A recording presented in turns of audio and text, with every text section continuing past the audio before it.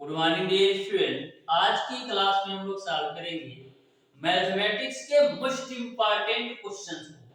Dear student, total question का solution बिल्कुल बेहतरीन कॉन्सेप्ट के साथ आपको बताने वाला हूं। बिल्कुल सिंपल और आसान भाषा में प्रत्येक क्वेश्चन का कॉन्सेप्ट मैं आपको बताऊंगा।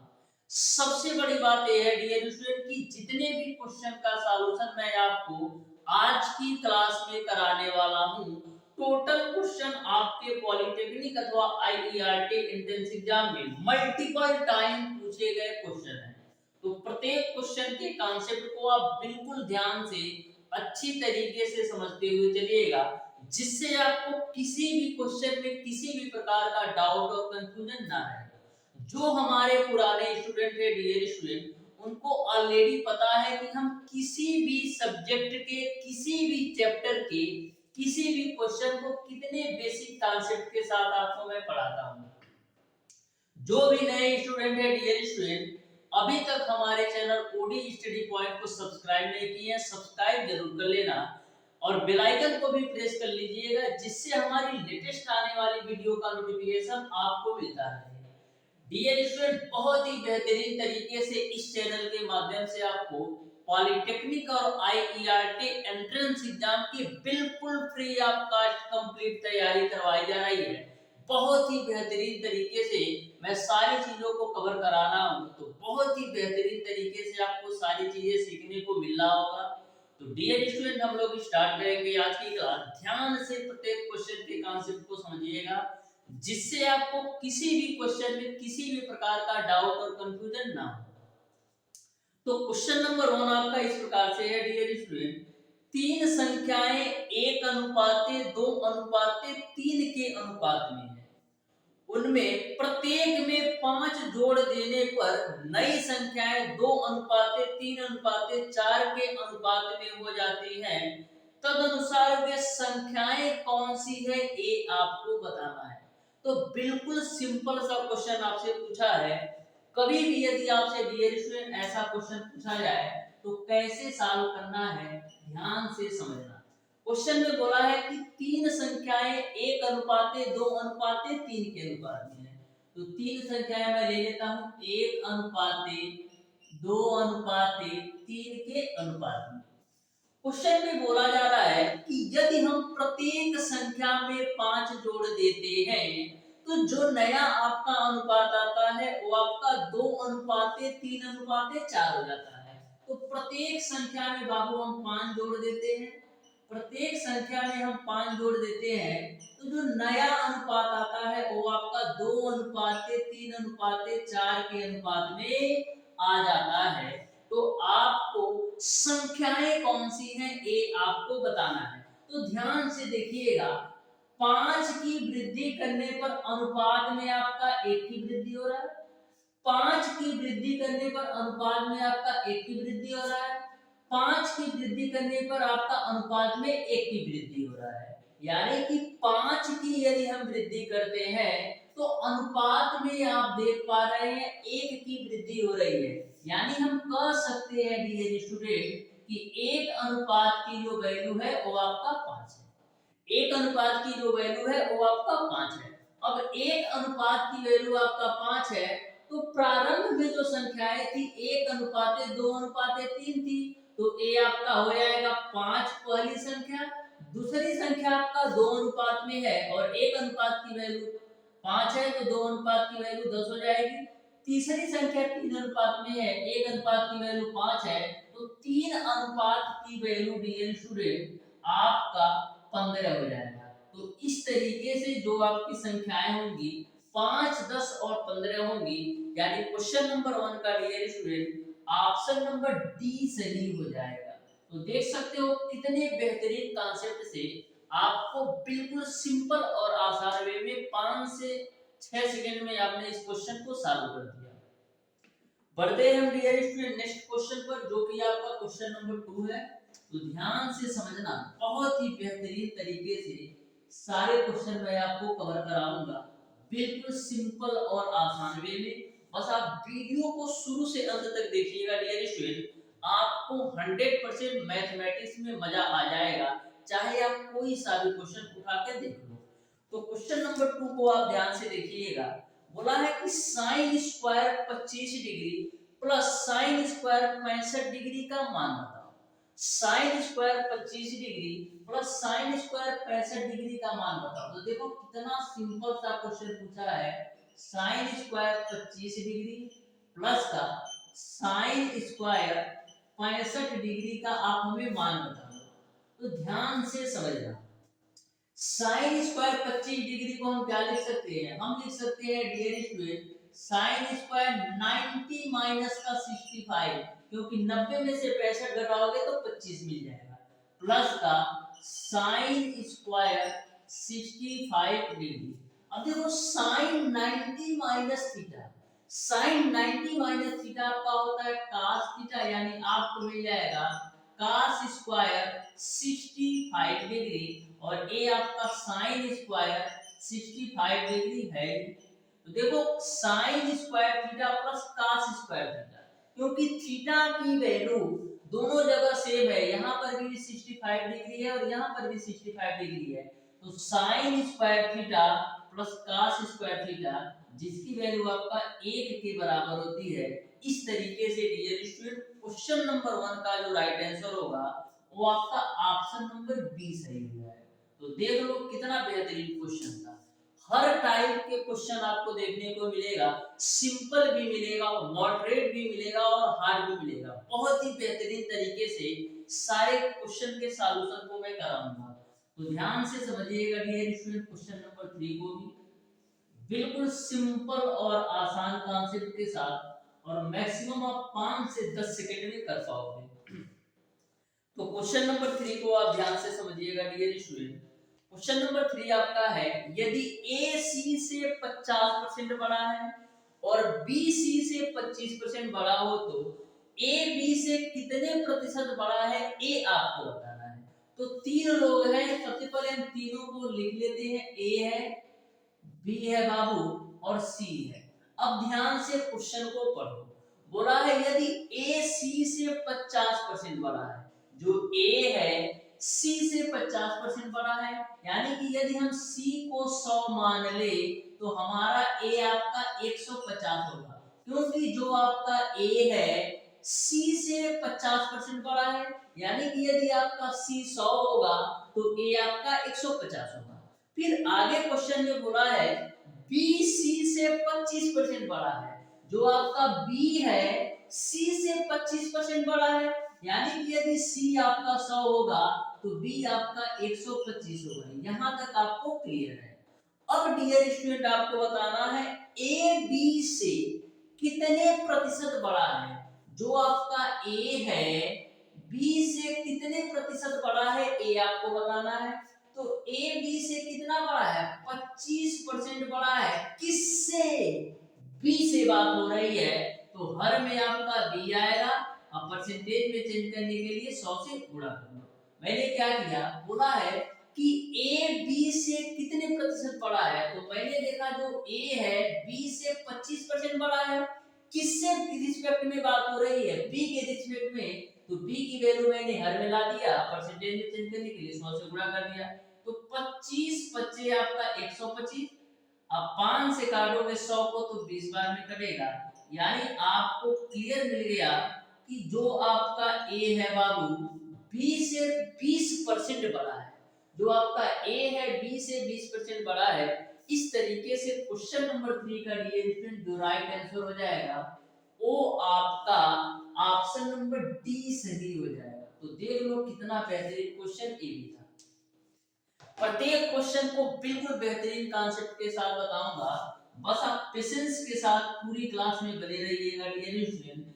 मैथ को बिल्कुल हलवा तरीके से आपको बता दूंगा कि कभी भी आपको इस टाइप के क्वेश्चन में डाउट और कंफ्यूजन रहेगा ही नहीं। तो बढ़ते हैं हम डियर स्टूडेंट क्वेश्चन नंबर 4 की तरफ, ध्यान से देखना। बोला है यदि sine A plus cosec A बराबर आपका 2 है तो sine square A plus cosec square sine पे पावर 9a प्लस कोसेक पे पावर 9a की वैल्यू बताओ। तो ध्यान से समझना, बिल्कुल सिंपल सा क्वेश्चन है। क्वेश्चन में ये बोला है कि यदि आपका साइन ए प्लस का कोसेक ए बराबर आपका 2 है, ठीक है। तो आपको बताना है कि साइन पे पावर 9a प्लस कोसेक पे पावर 9a की वैल्यू क्या है। तो ध्यान से समझो कैसे सॉल्व करना है। यदि आप दिमाग से सोचोगे डियर स्टूडेंट, तो यहाँ पर यदि आपसे हम पूछे कि a की वैल्यू हम कितने डिग्री ले कि हम आपका sine A plus cosec A का मान 2 हो जाए, तो बिल्कुल सिंपल और आसान वे में आप कह दो कि गुरुजी आप a की वैल्यू यदि आप 90 डिग्री लेते हो, तो a की वैल्यू यदि आपका 90 डिग्री लेते हो तो साइन a यानी कि साइन 90 डिग्री का मान 1 यहाँ से भी मिल जाएगा। अब कोसेक 90 डिग्री का भी मान 1 होता है और 1 1 जुड़ करके आपका 2 मिल जाएगा। तो इस तरीके से आप देख सकते हो कि जो a का मान होगा 90 डिग्री ही होगा। इसके अलावा आप कोई भी वैल्यू रख लो, इसके अलावा आप चाहे 60 डिग्री रख लो या 45 डिग्री रख लो या आप 30 डिग्री रख लो, कभी भी आपका 2 नहीं आएगा। एक ही कंडीशन है कि हम a की वैल्यू जब हम 90 डिग्री लेंगे तभी आपका sine A plus cosec A का मान 2 के बराबर होगा। तो इस तरीके से आपको एक बात समझ में आ गई कि a की जो वैल्यू होगी वो आपका 90 डिग्री ही होगा। अब यहाँ पर रख दो तो आपको मिल जाएगा साइन पे पावर 9 इन 90 डिग्री प्लस कोसेक पे पावर 9 और 90 डिग्री। अब देखो साइन 90 डिग्री का मान 1 होता है, 1 पे पावर 9 आ जाएगा। अब कोसेक 90 डिग्री का मान 1 होता है, 1 पे पावर 9 आ जाएगा। तो 1 पे पावर 9 को हो चाहे 50 को हो चाहे 500 को हो, यानी 1 पे पावर चाहे कितना भी हो उसका मान तो 1 ही होगा। तो 1 प्लस 1 आपका 2 हो जाएगा। तो इस तरीके से साइन पे पावर 9a प्लस कोसेक पे पावर 9a का मान होगा वो आपका 2 ही होगा, यानी ऑप्शन नंबर सी सही हो जाएगा। तो बिल्कुल बेहतरीन तरीके से आप इस कॉन्सेप्ट को भी ध्यान में रखिएगा। बढ़ते हैं हम डियर स्टूडेंट क्वेश्चन नंबर 5 की तरफ। ध्यान से समझना, जो आपका क्वेश्चन नंबर 5 है मेंसुरेशन से क्वेश्चन है और बहुत ही बेहतरीन क्वेश्चन है। आप बिल्कुल सिंपल और आसान वे में समझ पाएंगे। आप ध्यान से समझिएगा क्वेश्चन नंबर 5 को। बोला है 7 सेमी आधार त्रिज्या वाले 24 सेमी ऊंचे शंकु को तैयार करने के लिए कितने क्षेत्रफल के लौह चादर की आवश्यकता होगी, ये आपको बताना है। क्वेश्चन में पूछा जा रहा है कि 7 सेमी आधार त्रिज्या वाले और 24 सेमी ऊंचे शंकु को तैयार करने के लिए कितने क्षेत्रफल के लौह चादर की आवश्यकता होगी, ये आपको बताना है। तो कभी भी जैसे इस क्वेश्चन में पूछा है कि कितने लौह चादर की आवश्यकता होगी, कभी कभी आपसे क्वेश्चन पूछ लेता है कि पूरे शंख को ढकने के लिए कितने पर्दे की आवश्यकता होगी।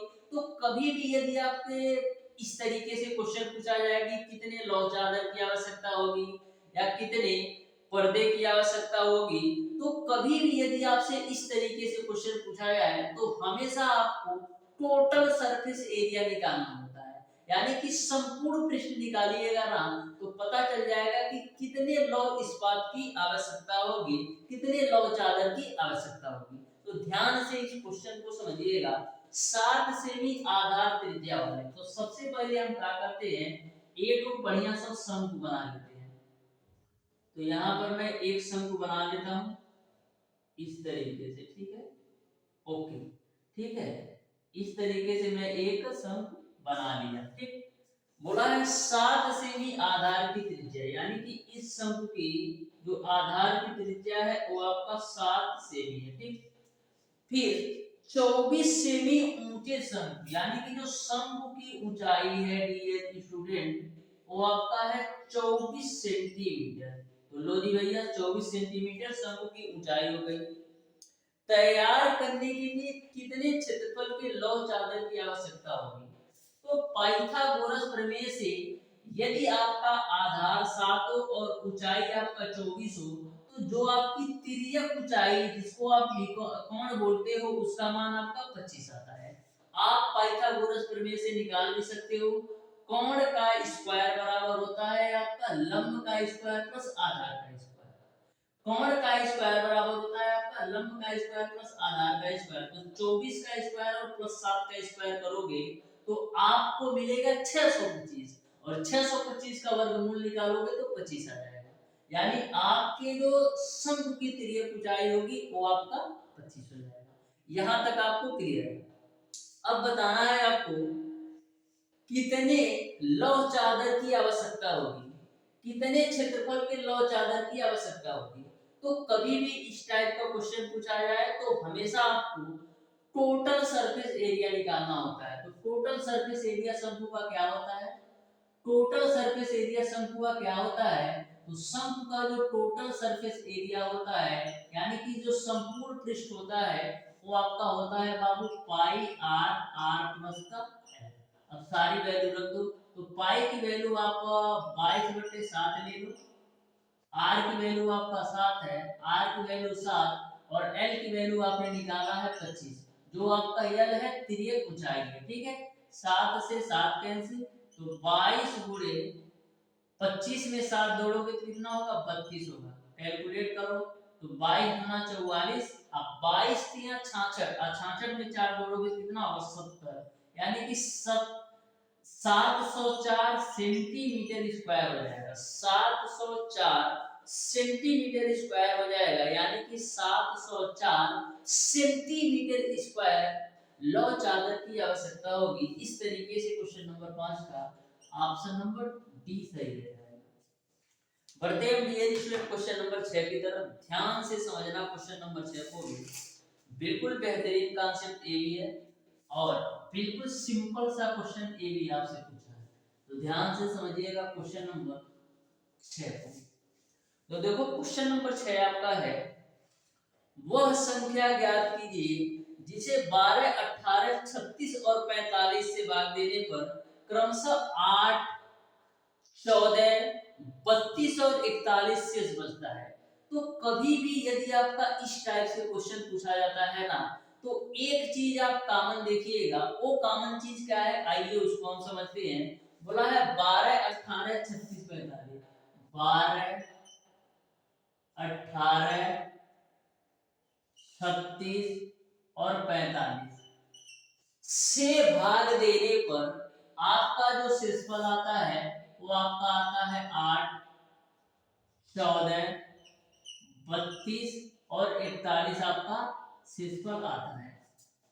तो ऐसे क्वेश्चन में एक चीज आप हमेशा देखिएगा, जो आपका कॉमन डिफरेंस होता है इन दोनों संख्याओं के बीच, जो कॉमन डिफरेंस होता है शेषफल और संख्याओं के बीच हमेशा समान होता है। देखो 12 में से 8 घटाओगे तो भी 4 आएगा, फिर यहाँ में से 18 में से 14 घटाओगे तो भी आपका 4 ही मिलेगा, 36 में से 32 घटाओगे तो भी आपका 4 ही मिलेगा, और 45 में से 41 घटाओगे तो भी आपका 4 मिलेगा। यानी कि क्वेश्चन को ऐसे सेट ही किया जाता है कि आपको संख्याओं और शेषफल के बीच हमेशा आपको कॉमन डिफरेंस मिलेगा, हमेशा आपको समान डिफरेंस मिलेगा। इतनी सी बात आपको क्लियर है। तो कभी भी यदि आपका ऐसा क्वेश्चन पूछा जाए कि संख्याओं और शेषफल के बीच हर जगह समान अंतर हो, तो करना कुछ नहीं होता है डियर स्टूडेंट, आपको 12, 18, 36 और 45 का एलसीएम निकाल लेना है, और एलसीएम में से आपको कॉमन डिफरेंस घटा देना है। कॉमन डिफरेंस क्या है 4, तो 4 घटा दीजिएगा तो आपका आंसर आ जाएगा। यानी कि आपको 12, 18, 36 और 45 का एलसीएम निकालने के बाद जो आपका कॉमन डिफरेंस 4 है उसी को घटाइएगा तो आपका आंसर आ जाएगा। तो हम सबसे पहले क्या करते हैं, 12, 18, 36 और 45 का एलसीएम निकालते हैं।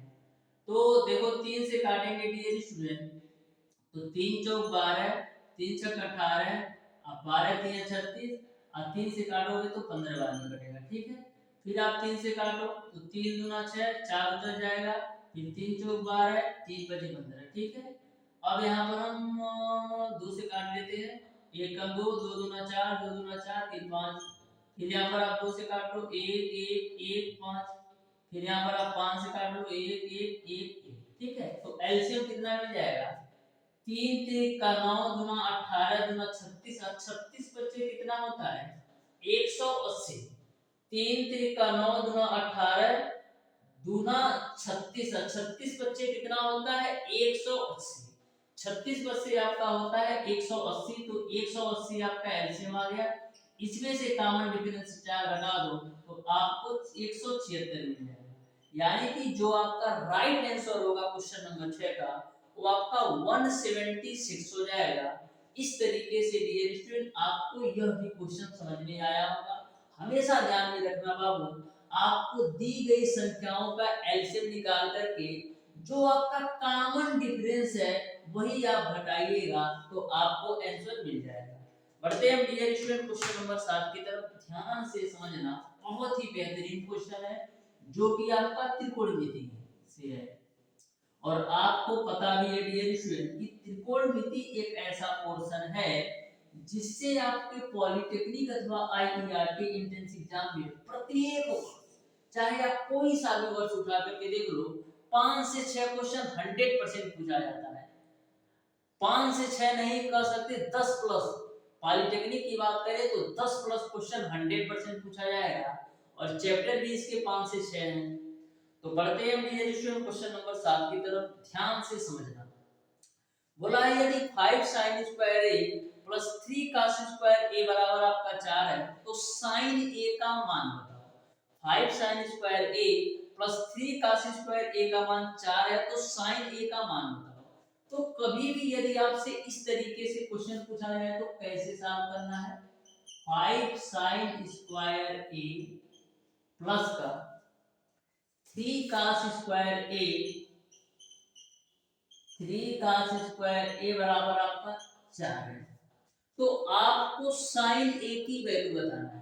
तो सबसे पहला कदम हमारा क्या होगा, सारी वैल्यू को हम sin के पदों में कन्वर्ट कर दें। तो देखो 5 sin स्क्वायर a है तो इसको आप बाबू 5 sin स्क्वायर a ही रखोगे। 3 cos स्क्वायर a को हम क्या लिख सकते हैं 3, और cos स्क्वायर a को हम लिख सकते हैं 1 माइनस का sin स्क्वायर a बराबर आपका हो जाएगा 4। ठीक है, अब देखो 5 sin स्क्वायर a, इस 3 का अंदर मल्टीप्लाई करो तो मिलेगा आपको 3 माइनस का 3 sin स्क्वायर a बराबर आपको मिल जाएगा 4। अब देखो 5 sin स्क्वायर a में से 3 sin स्क्वायर a घटाओगे तो मिलेगा आपको 2 sin स्क्वायर a, और 4 में से है 3 घटाओगे तो मिलेगा आपको 1। तो यहाँ से आप sin स्क्वायर a की वैल्यू निकालोगे तो 1/2 मिलेगा। आपको निकालना किसका है, केवल और केवल sin a की वैल्यू। तो sin a की वैल्यू बाबू आप निकालोगे तो 1/2 मिल जाएगा। प्लस माइनस का 1/2, यही आपका आंसर होगा। इस तरीके से क्वेश्चन नंबर 7 का ऑप्शन नंबर सी सही हो जाएगा। तो बिल्कुल बेहतरीन क्वेश्चन ये भी था। प्रत्येक क्वेश्चन को बिल्कुल बेहतरीन कॉन्सेप्ट के साथ बताऊंगा, बस आप धैर्य के साथ बने रहना डियर स्टूडेंट। मैथमेटिक्स को बिल्कुल सिंपल और आसान में बना दूंगा, बिल्कुल हलवा की तरह सारे क्वेश्चन को फोड़ कर आओगे। तो क्वेश्चन नंबर 8 को आप ध्यान से समझना, बहुत ही बेहतरीन क्वेश्चन ये भी है, बहुत बेहतरीन क्वेश्चन है। तो क्वेश्चन नंबर 8 को आप ध्यान से देखिएगा। बोला है एक वस्तु को 170 रुपए में बेचने पर एक दुकानदार को 15% की हानि होती है, ठीक है। तदनुसार उसे 20% का लाभ पाने के लिए उस वस्तु को कितने रुपए में बेचना होगा, ये आपको बताना है। तो ध्यान से समझिएगा, एक वस्तु को 170 रुपए में बेचने पर एक दुकानदार को 15% की हानि होती है। यदि उसी वस्तु पर दुकानदार 20% का लाभ कमाना चाहे तो उस वस्तु को कितना रुपया में बेचना पड़ेगा, ये आपको बताना है। तो सबसे पहले मैं मान लेता हूं कि वस्तु का जो कास्ट प्राइस है, वस्तु का जो कास्ट प्राइस है, जो क्रय मूल्य है, वो मैं मान लेता हूं 100% है। ठीक है, ये बात आपको क्लियर है।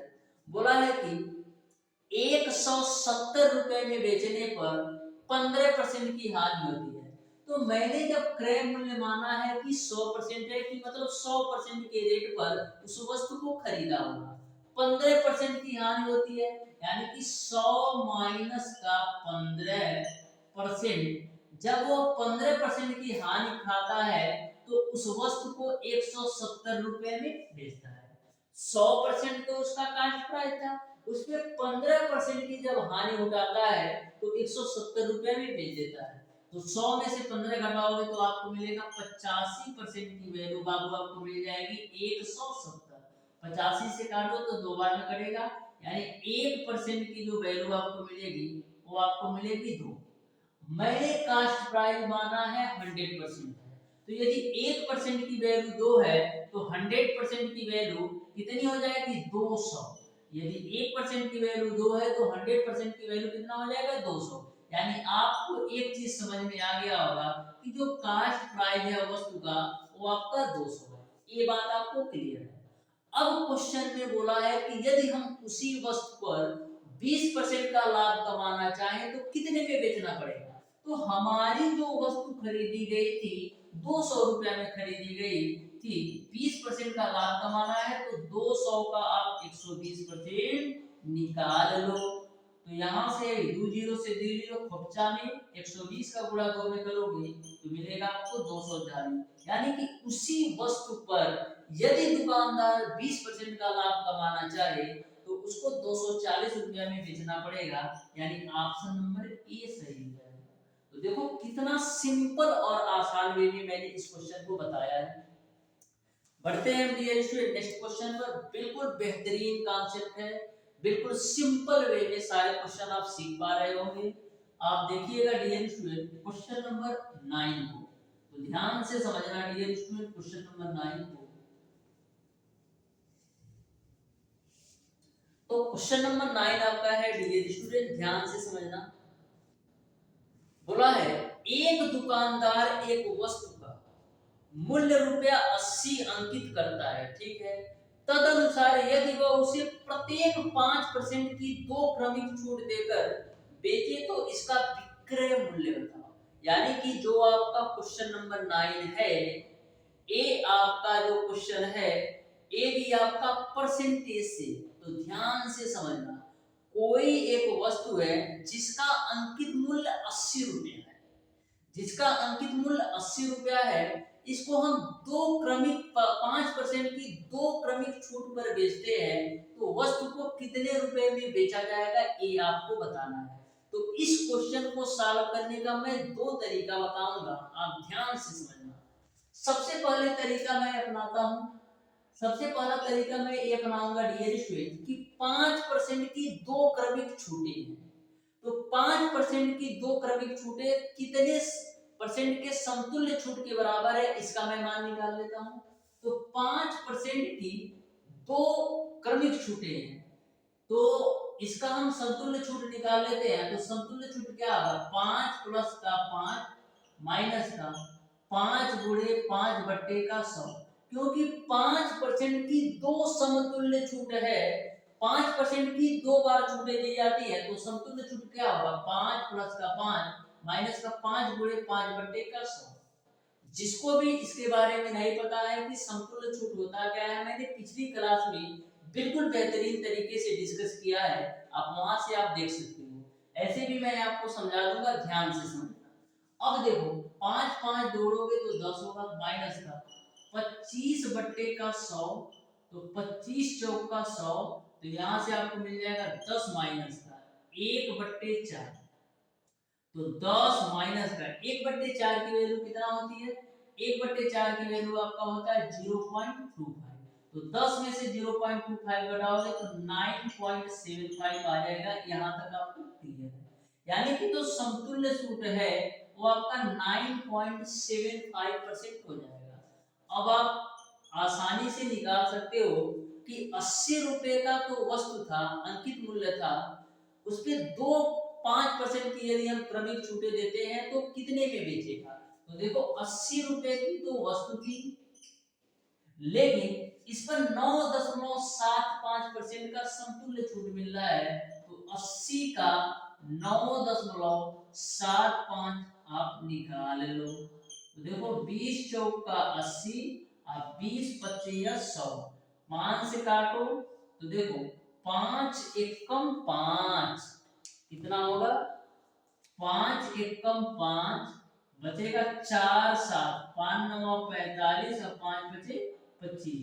ठीक है, तो अब क्या होगा आपका, यहां से आपको मिलेगा 80 माइनस का 4 का गुणा कराओ, 4 पचे 20, 4 9 36 और 2 38 को 8, हासिल बचेगा 3, 4 एकम 4 3 7, यानी 80 में से 7.80 आप घटाओ। 80 में से 7.80 घटाओगे तो आपको मिल जाएगा 72.20, यानी कि जो आपकी वस्तु है 72 रुपया 20 पैसा में बिकेगी। कब? जब हम 5% की दो समतुल्य छूट देंगे तो। इस तरीके से क्वेश्चन नंबर 9 का ऑप्शन नंबर ए सही हो जाएगा। अब देखो, ये तो मैंने पहला तरीका बताया। इसी क्वेश्चन को सॉल्व करने का आप दूसरा तरीका देखो, ध्यान से समझना, बहुत ही बेहतरीन तरीका वो भी है, और मैक्सिमम आपका 1 से 2 सेकंड का अंतर आएगा दोनों तरीके में। आप ध्यान से देख लेना, दो तरीका आपको अच्छा लगेगा, अपनाइए। तो देखो, 80 रुपए की कोई वस्तु का अंकित मूल्य है, उस पर हम 5% की दो क्रमिक छूटें देते हैं, उसमें हम 5% की दो क्रमिक छूटें देते हैं। तो सबसे पहले फर्स्ट 5% की छूट देने पर हम देख लेते हैं कि वस्तु का मूल्य कितना है। तो 80 रुपया तो था, अब 80 रुपया पे 5% की छूट देगा तो देखो कितना आएगा, 20 चौका 80, अब 20 25 100, अब 5 से 5 घटाओ तो 80 में से 4 जाएगा आपका 76 रुपया। यानी कि पहले 5% की छूट देने के बाद उस वस्तु का जो मूल्य निकल कर आया वो आपका 76 रुपया आया। अब हम दूसरे 5% की छूट देने के बाद देख लेते हैं उस वस्तु का मूल्य क्या है। दूसरे 5% की छूट देने के बाद तो 76 रुपया तो उस वस्तु का मूल्य बना है, और 76 रुपया पर अब 5% की छूट निकाल लो। तो देखो 5 भी संख्या में 100 होता है, 20 से काटो 76 को तो 20 तिया आपका 60 होगा, बचेगा 16 जीरो, और 2 अट्ठे आपका 16 होता है। यानी कि आप क्या करिएगा, 76 में से 3.8 घटा दो, तो 76 में से 3.8 आप घटाइएगा तो कितने मिलेगा, 72.20। तो इस तरीके से उस वस्तु का जो सेलिंग प्राइस होगा, जो विक्रय मूल्य होगा, वो आपका 72.20 होगा, यानी ऑप्शन नंबर ए सही हो जाएगा। तो दोनों ही तरीके मैंने आपको बताया है और बहुत ही बेहतरीन तरीके से बताने का प्रयास किया है। बढ़ते हैं हम डियर स्टूडेंट क्वेश्चन नंबर 10 की तरफ। तो ध्यान से समझिएगा क्वेश्चन नंबर 10 को, बिल्कुल सिंपल और आसान सा ये भी क्वेश्चन है, ध्यान से समझना क्वेश्चन नंबर 10 को। तो देखो क्वेश्चन नंबर 10 आपका है डियर स्टूडेंट, बोला है डियर स्टूडेंट क्वेश्चन नंबर 10 में एक लंबवृत्तीय शंकु के आधार का परिमाप जो है 8 सेंटीमीटर है। यदि उस शंकु की ऊंचाई 21 सेंटीमीटर है तो उसका आयतन कितना होगा, ये आपको बताना है। तो ध्यान से समझना क्वेश्चन नंबर 10, बिल्कुल सिंपल क्वेश्चन है। बोला है एक लंबवृत्तीय शंकु के आधार का जो परिमाप है वो आपका 8 सेंटीमीटर है, और शंकु की जो ऊंचाई है वो आपका 21 सेंटीमीटर है। तो ध्यान से समझना, शंकु की क्वेश्चन है तो इसी शंकु से हम काम चला लेंगे, ठीक है, इसी शंकु से हम काम चला लेंगे, ठीक है, ठीक है। अब ध्यान से समझो, आ जाना। क्वेश्चन में बोला है कि एक लंबवृत्तीय शंकु के आधार का जो परिमाप है वो आपका 8 सेंटीमीटर है, और शंकु की जो ऊंचाई है 21 सेंटीमीटर है, यानी शंकु की ऊंचाई आप कितना है, 21 सेंटीमीटर है, और आधार का जो परिमाप है वो आपका 8 सेंटीमीटर है। तो अब जब ध्यान से देखोगे शंकु को, जब ध्यान से देखोगे शंकु को तो आप देख पा रहे होंगे कि जो शंकु का आधार है वृत्त के आधार के समान है, या यह कह सकते हो जो शंकु का आधार है वृत्त के परिधि के समान ही है। यानी कि जो वृत्त शंकु का आधार है वृत्त के परिधि के बराबर है, और जिसकी वैल्यू आपका क्या होती है, जिसकी वैल्यू आपका होता है 2 पाई आर। यहाँ तक किसी को कोई दिक्कत नहीं होना चाहिए, क्योंकि जो शंकु का आधार है वो कहीं ना कहीं वृत्त के रूप में होता है। यानी हम कह सकते हैं कि जो शंकु का परिमाप है या जो शंकु की परिधि है परिधि या परिमाप दोनों सेम होता है। हम वृत्त में परिधि यूज करते हैं, वृत्त की परिधि 2 पाई आर, और शंकु में हम वृत्त का परिमाप यूज कर रहे हैं जो आपका वृत्त की परिधि के समान है, उसकी भी वैल्यू आपका 2 पाई आर होगी। ठीक है, ये बात आपको क्लियर है। अब 2 पाई आर की वैल्यू आपको 8 सेंटीमीटर दे रखा है, 2 से काटोगे तो 4 बार में, तो यहां से आप आर की वैल्यू निकालोगे तो 4/पाई मिलेगा। ये बात आपको क्लियर है, यहां तक आपको सारी बातें क्लियर है। अब आपको बताना है उसका आयतन कितना होगा। तो किसी भी शंकु का आयतन क्या होता है, किसी भी शंकु का आयतन डियर स्टूडेंट होता है 1/3 पाई आर स्क्वायर एच। तो 1/3 पाई की वैल्यू पाई रखो, आर की वैल्यू 4/पाई है, तो 4/पाई का होल स्क्वायर करोगे तो 16/पाई का होल स्क्वायर हो जाएगा, और h की वैल्यू आपने देखा है 21। बस एक पाई से भाई दूसरा पाई खत्म, और कुछ कटेगा हो, हाँ कटेगा, 3 सत्ते 21। अब गुणा करा लो तो 16 गुणे 7/पाई, तो 7 छक 42 को 2, 7 एकम 7 4 11, यानी कि 112/पाई आपका बिल्कुल राइट आंसर होगा। इस तरीके से क्वेश्चन नंबर 10 का dear student option number C सही हो जाएगा। क्वेश्चन नंबर 10 का ऑप्शन नंबर सी सही हो जाएगा। बढ़ते हैं डियर स्टूडेंट क्वेश्चन नंबर 11 की तरफ, ध्यान से समझना, बिल्कुल बेहतरीन क्वेश्चन है जो कि आपका वृत्त से रिलेटेड क्वेश्चन है। बहुत ही सिंपल वे में मैं आपको बताऊंगा, आप ध्यान से समझना। क्वेश्चन नंबर 11, तो क्वेश्चन नंबर 11 आपका है डियर स्टूडेंट कि 30 सेमी लंबी एक जीवा एक वृत्त के केंद्र से 8 सेमी दूर है, तदनुसार उस वृत्त की त्रिज्या कितनी है ये आपको बताना है। 30 सेमी लंबी एक जीवा एक वृत्त के केंद्र से 8 सेंटीमीटर की दूरी पर है, तो सबसे पहले हम एक वृत्त बना लेते हैं। ठीक है, ठीक, बोला है 30 सेमी लंबी एक जीवा, तो मैं मान लेता हूं यह आपकी जो जीवा है इसकी लंबाई आपका कितना है 30 सेंटीमीटर। 30 सेमी लंबी एक जीवा, 30 सेमी लंबी एक जीवा जो एक वृत्त के केंद्र से 8 सेंटीमीटर की दूरी पर है, तो मैं मान लेता हूं कि वृत्त का केंद्र ए है, वो मान लेता हूं। अब वृत्त के केंद्र से 8 सेंटीमीटर की दूरी पर, यानी यह जो वैल्यू है वो आपका 8 सेंटीमीटर है। यहां तक सबको क्लियर है। आपको पता है डियर स्टूडेंट कि वृत्त के केंद्र से जीवा पर डाला गया लंब जीवा को 2 बराबर भागों में बांटता है। वृत्त के केंद्र से जीवा पर डाला गया जो लंब होता है जीवा को 2 बराबर भागों में बांटता है, तो यानी कि यह वैल्यू भी आपका 15 हो जाएगी और यह वैल्यू भी आपका 15 हो जाएगी। यहां तक आपको क्लियर है, क्योंकि वृत्त के केंद्र से जीवा पर डाला गया लंब जीवा को 2 बराबर भागों में बांटता है, तो जब 2 बराबर भागों में बांटेगा तो यह भी आपका 15 और यह भी आपका 15। अब हम नामकरण कर देते हैं, ये आपका O हो गया, इसको मैं मान लेता हूं P हो गया, और इस वैल्यू को मैं मान लेता हूं Q हो गया। अब आपका क्वेश्चन सॉल्व हो गया। आपको बताना है कि वृत्त की त्रिज्या कितनी है, तो ध्यान से देखना, जो आपका OPQ है एक प्रकार का समकोण त्रिभुज है। जो OPQ है एक प्रकार का समकोण त्रिभुज है, क्योंकि यहाँ पर आपका 90 डिग्री बन रहा है। OPQ आपका एक समकोण त्रिभुज है जिसमें जो आपका आधार है, आधार PQ की जो वैल्यू है वो आपका है 15 सेंटीमीटर, और ऊंचाई जो आपका है OQ, ऊंचाई की वैल्यू आपका है 8 सेंटीमीटर।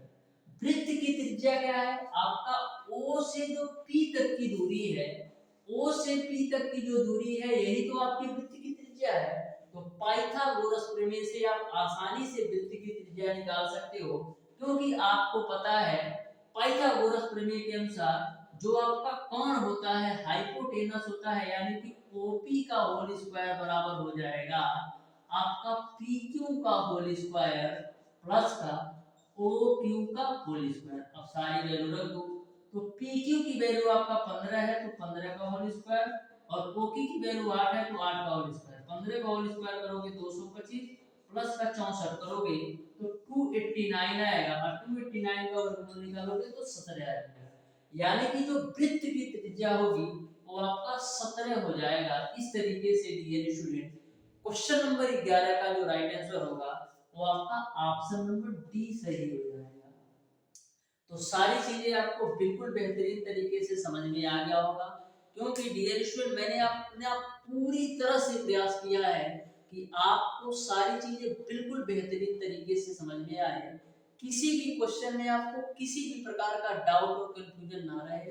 तो डियर स्टूडेंट आज की क्लास को यहीं तक रखते हैं, मिलते हैं हम नेक्स्ट क्लास में, तब तक के लिए धन्यवाद।